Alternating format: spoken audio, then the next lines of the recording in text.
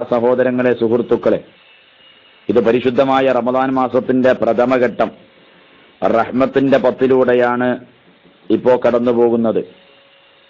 ഹബീബായ നബി സല്ലല്ലാഹു അലൈഹി വസല്ലം തങ്ങൾ തന്നെ അവ്വലുഹു റഹ്മ, ഇതിന്റെ പ്രഥമഘട്ടം റഹ്മത്തിന്റെ സന്ദർഭമാണെന്ന് റസൂലുള്ളാഹി പഠിപ്പിച്ചതാണ്. മഹാന്മാര് അതുകൊണ്ടാണ് അല്ലാഹുമ്മ റഹ്മനി യാ അർഹമർ റഹീമീൻ എന്ന് നിരന്തരമായി അല്ലാഹുവേ റഹ്മാനായ റബ്ബേ ഞങ്ങൾക്കിനി റഹ്മത്ത് ചൊരിയണമെന്ന് നിരന്തരമായി പ്രാർത്ഥിച്ചത്. ഈ മാസത്തിൽ മാത്രമല്ല അള്ളാഹുവിന്റെ റഹ്മത്തുള്ളത്. അള്ളാഹുവിന്റെ റഹ്മത്ത് എന്നത് എന്നും എപ്പോഴും എക്കാലത്തുമുള്ളതാണ്. അള്ളാഹുവിന്റെ സൃഷ്ടികര കൂട്ടത്തിൽ ഒരു ചെറിയ സൃഷ്ടിക്ക് പോലും അള്ളാഹുവിന്റെ റഹ്മത്തില്ലാതെ ഒരു നിമിഷം പോലും ഇവിടെ ജീവിക്കാൻ അല്ലെങ്കിൽ കഴിയാൻ സാധ്യമല്ല. അത്രയും വിശാലമായി അള്ളാഹു തആല റഹ്മത്ത് ചൊരിഞ്ഞുകൊണ്ടിരിക്കുകയാണ്.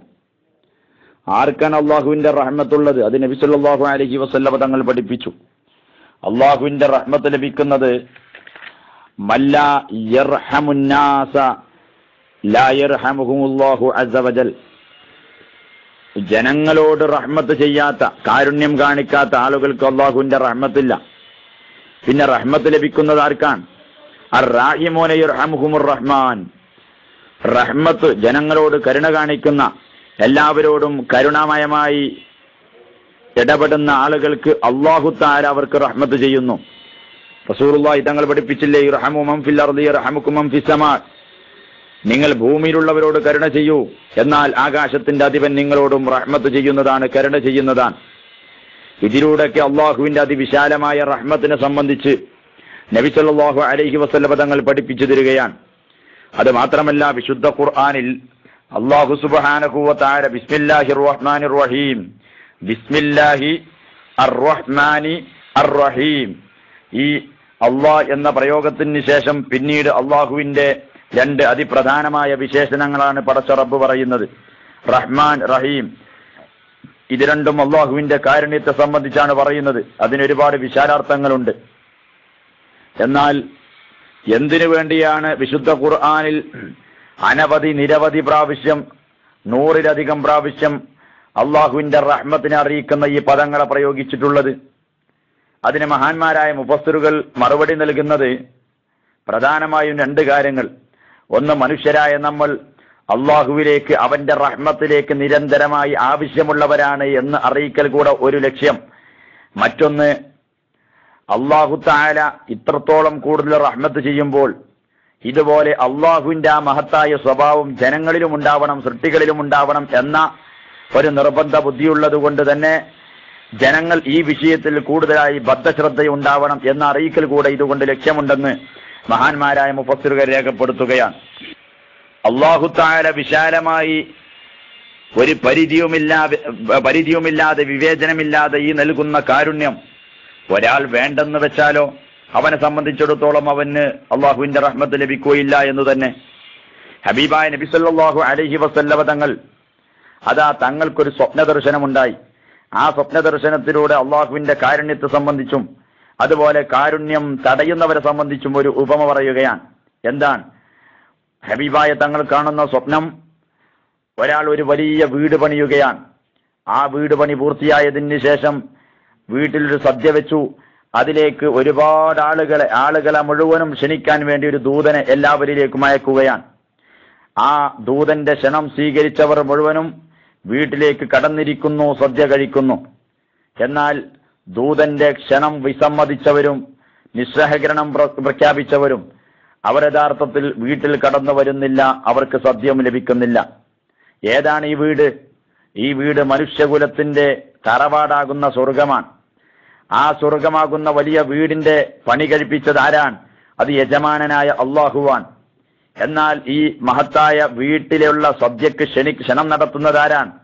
അത് യജമാനനായ അല്ലാഹു തആല പറഞ്ഞയച്ച ദൂതനായ ഹബീബായ മുത്തു മുസ്തഫ റസൂലുള്ളാഹി സ്വല്ലല്ലാഹു അലൈഹി വസല്ലം തങ്ങളാണ്. അതായത് വീട്ടിലേക്ക് ക്ഷണിക്കാൻ എല്ലാവരെയും ക്ഷണിക്കുന്നു, അള്ളാഹുവിന്റെ റഹ്മത്തിലേക്ക് എല്ലാവരെയും ക്ഷണിക്കുന്നു. എന്നാൽ ക്ഷണം വിസമ്മതിച്ചവർക്ക് മാത്രമാണ് അള്ളാഹുവിന്റെ റഹ്മത്ത് തടയപ്പെടുന്നത്. ഏതായാലും ഒരു കാര്യം വ്യക്തമാണ്, അല്ലാഹു തആല അവന്റെ റഹ്മത്ത് എല്ലാവർക്കും കൊടുക്കാൻ കാത്തിരിക്കുകയാണ്. നമുക്കൊക്കെ പലപ്പോഴും പറയാനുള്ളത്, ഒരുപാട് തെറ്റുകൾ ചെയ്തു, ഒരുപാട് കുറ്റങ്ങൾ ചെയ്തു, അപാകതകൾ വന്നു. ഈ തെറ്റുകുറ്റങ്ങളും അപാകതകളും മുഴുവനും അള്ളാഹുവിന്റെ റഹ്മത്തിനെ തൊട്ട് തടയാൻ ഒരു കാരണമാണോ? അല്ല, അല്ല. വിശുദ്ധ ഖുർആനിൽ അല്ലാഹ് പറഞ്ഞല്ലോ, വറഹ്മതി വസിഅത്ത് കുല്ല ശൈ, എന്റെ റഹ്മത്ത്, എന്റെ കാരുണ്യം എല്ലാത്തിനേക്കാളും വിശാലമാണ്. എത്ര വലിയ തെറ്റുകാരന്റെയും എത്ര വലിയ ധിക്കാരിയുടെയും അധർമ്മകാരിയുടെയും അവരുടെ എല്ലാ ദുഷ്പ്രവർത്തനത്തെക്കാളും വിശാലമാണ് അള്ളാഹുവിന്റെ റഹ്മത്ത്, അവന്റെ കാരുണ്യം. അതുകൊണ്ട് അതിൽ ആശയമുറിയാൻ പാടില്ല. എപ്പോഴും അള്ളാഹുവിന്റെ റഹ്മത്തിനെ കുറിച്ച് ബോധവാന്മാരാവണം. അതുകൊണ്ടാണ് ഹബീബായ നബി വിശുദ്ധ ഖുർആനിൽ അല്ലാഹു തആല ഒരു ആയത്ത് ഇറക്കിയത് തന്നെ. എന്താണ് ആയത്ത്?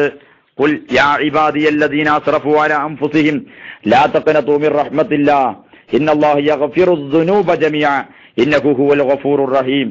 ഹബീബായ തങ്ങളെ അങ്ങ് സമുദായത്തോട് പറയുക, യാ ഇബാദിയല്ലദീന അസ്റഫു അലാ അൻഫുസിഹിം, തെറ്റുകുറ്റങ്ങൾ സ്വന്തം ശരീരത്തോട് അതിക്രമം ചെയ്തു വരുന്ന എന്റെ അടിമകളെ, ലാ തഖ്നതു മിർ റഹ്മത്തില്ലാഹ്, അല്ലാഹുവിന്റെ വിശാലമായ കാരുണ്യത്തെ തൊട്ട് നിങ്ങൾ ആശമുറിയാൻ പാടില്ല.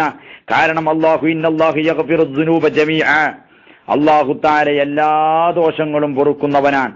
ഇന്നഹു ഹുവൽ ഗഫൂറുർ റഹീം, അവൻ കൂടുതൽ ദോഷങ്ങൾ പൊറുക്കുന്നവനും കൂടുതൽ കരുണ ചെയ്യുന്നവനുമാകുന്നു എന്ന് സമൂഹത്തോട് പറഞ്ഞു കൊടുക്കൂ എന്ന് വിശുദ്ധ ഖുർആനിൽ അല്ലാഹ് പറയാൻ.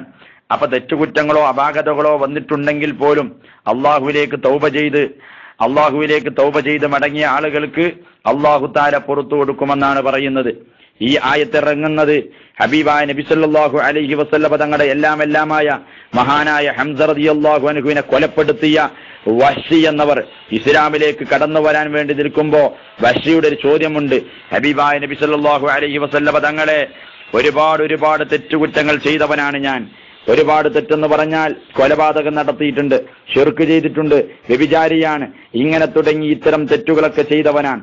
അത്തരം ആളുകളെ നരകത്തിലേക്കുള്ളതാണെന്നാണല്ലോ മുഹമ്മദ് നിന്റെ വാദം. എന്നാൽ എന്നെ സംബന്ധിച്ചിടത്തോളം ഇതിൽ വല്ല ഇളവും ഉണ്ടോ എന്ന് ചോദിക്കുമ്പോഴാണ് ഈ വിശുദ്ധ വാക്യം ഇറങ്ങുന്നത്.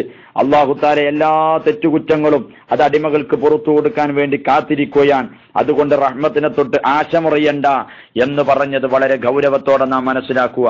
നമ്മുടെ തെറ്റുകളും അപാകതകളും വീഴ്ചകളും എല്ലാം അല്ലാഹു തആല പുറത്തു തരാൻ വേണ്ടി കാത്തിരിക്കുകയാണ്. അതുകൊണ്ട് റബ്ബിന്റെ റഹ്മത്തിൽ നമ്മൾ പ്രതീക്ഷ അർപ്പിക്കുക, അത് മുറിയാൻ പാടില്ല. എന്നാൽ എനിക്ക് എന്ത് തെറ്റുകൾ ചെയ്താലും എത്ര ദോഷം ചെയ്താലും അല്ലാഹ് പൊറുക്കും, അതുകൊണ്ട് ഞാൻ തെറ്റ് ചെയ്യട്ടെ എന്നൊരു ധിക്കാര സ്വഭാവം ഉണ്ടാവാൻ പാടില്ല. അല്ലാഹു തആല നമുക്കെല്ലാ ദോഷങ്ങളും പുറത്തു തരുമാറാവട്ടെ. അവന്റെ റഹ്മത്ത് വിശാലമായി അല്ലാഹു തആല ഓശാരമായി അല്ലാഹു നൽകുമാറാവട്ടെ. അസ്സലാമു അലൈക്കും വറഹ്മത്തുള്ളാഹി വബറകാതുഹു.